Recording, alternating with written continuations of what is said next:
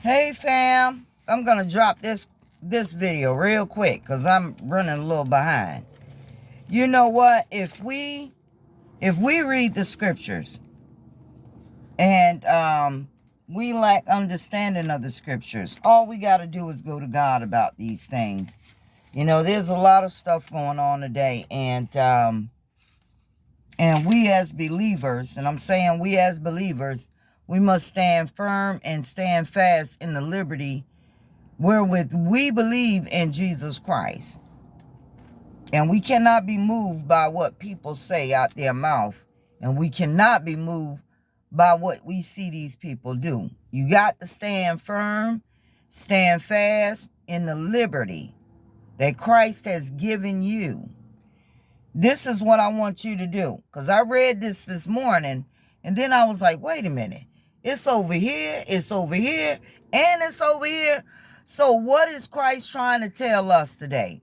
Listen, in Matthew chapter 24, we know that Jesus was talking to his disciples. They asked him a question about when shall the end come. Jesus told them that this temple is going to be torn down. So they asked him a question, right? Matthew 24, I'm going to start reading at verse 3. And as he sat upon the Mount of Olives, the disciples came unto him privately, saying, Tell us, when shall these things be?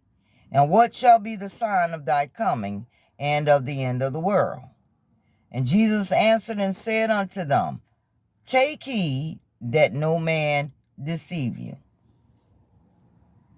Y'all catch that? Take heed that no man deceive you. He didn't actually respond directly to what they were asking him. He responded and said, Take heed that no man deceive you.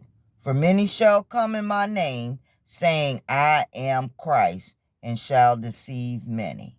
And ye shall hear of wars and rumors of wars. See that ye be not troubled, for all these things must come to pass, but the end is not yet. Now I want you to focus on something. In Matthew 24, verse 4, it tells us to take heed that no man deceive you. Now, if we go to Mark, let's scroll over to Mark, and we're going to go to Mark 13. I believe it's Mark 13, verse 5. I got to make this quick. Mark 13, verse 5. The same account was written in Mark. The same thing was written in Mark. And Jesus answered them, it's Mark chapter 13, verse 5. And Jesus answering them began to say, Take heed lest any man deceive you. The same account was written in Matthew, Mark, let's go to Luke.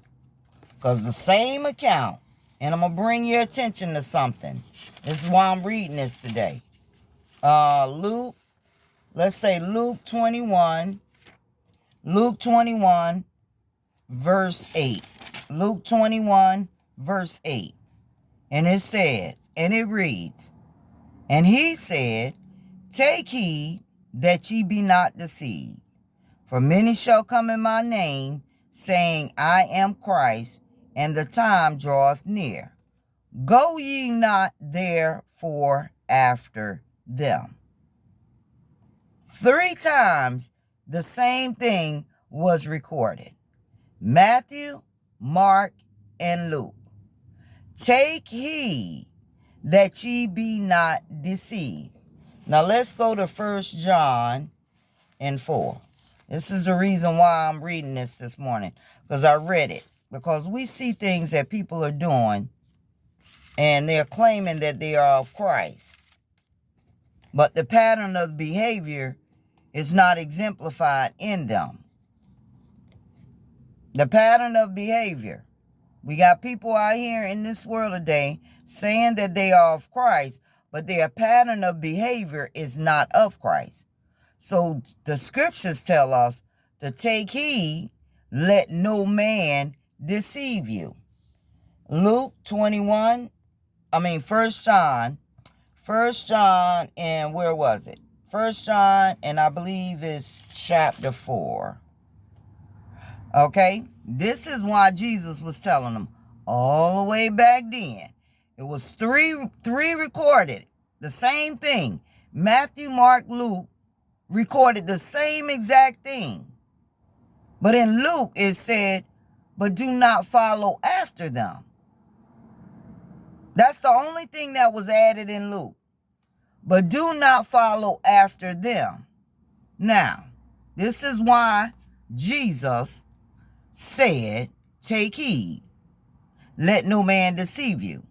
In 1 John chapter 4, beloved, believe not every spirit, but try the spirits whether they are of God, because many false prophets are gone out into the world. Many false prophets are gone out into the world. Now, this was already recorded all the way back then. So when we read this in our time right now today, the scripture says, take heed, let no man deceive you. 1 John, beloved, believe not every spirit, but try the spirits whether they are of God, because many false prophets are gone out into the world. Hereby know ye the Spirit of God. Every spirit that confesses that Jesus Christ is come in the flesh is of God. And every spirit that confesses not that Jesus Christ is come in the flesh is not of God. And this is that spirit of Antichrist, whereof ye have heard that it should come, and even now already is it in the world. Ye are of God, little children, and have overcome them. Who have those people overcome? The children of the world, the children of the enemy. You've already overcome them. So why are you continuously having these conversations with people that are in the world and of the world, and they are not of Christ? Why y'all keep communicating with folks? They don't want to believe God. Leave these people alone. Whereof ye have heard that it should come, and even now already is it in the world. Ye are of God, little children, and have overcome them, because greater is he that is in you than he that is in the world. They are of the world, therefore speak they of the world, and the world heareth them. Now, after you read that, why continue having conversations with people?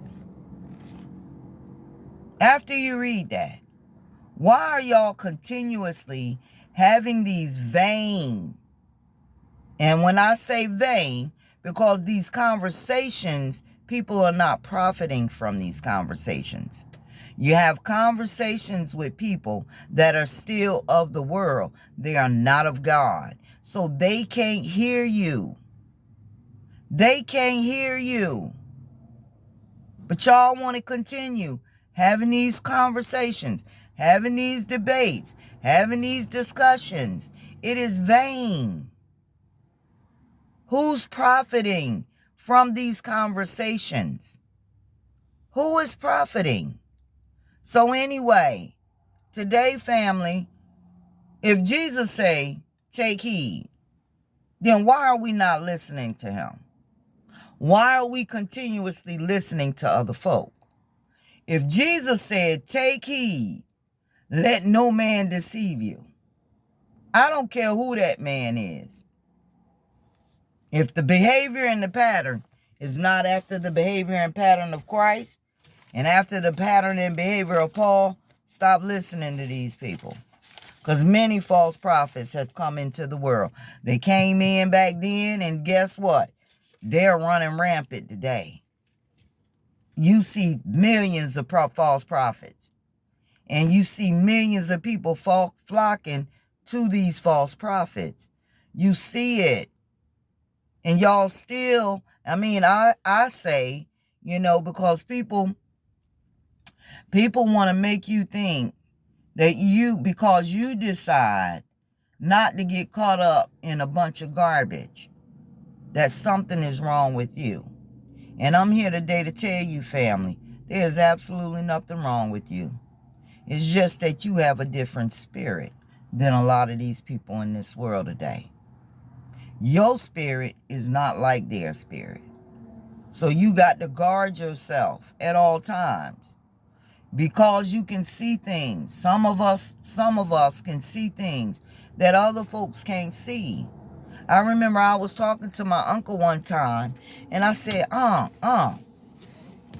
why is it that when I read the scriptures, I can see what God is saying to his people, and I can see what God is saying to the church, what Jesus was saying to his disciples, and how they should behave and how they should react and how they should respond to people. And why isn't the church doing this? And why isn't the church doing that? And why? And all I kept saying is, why they ain't doing this? Why they ain't doing that? And you know what my uncle told me? He said, Licia, everything is not given to everybody. If God is showing you something, God is expecting you to do it, because he's showing it to you. Do y'all understand that? If God is showing you something, he's showing you how to come out of stuff. He's showing you how to come out of nonsense. He's showing you, don't be partakers of this stuff. If God is showing it to you, he may not be showing it to all of these other folks. He's showing it to you for a reason.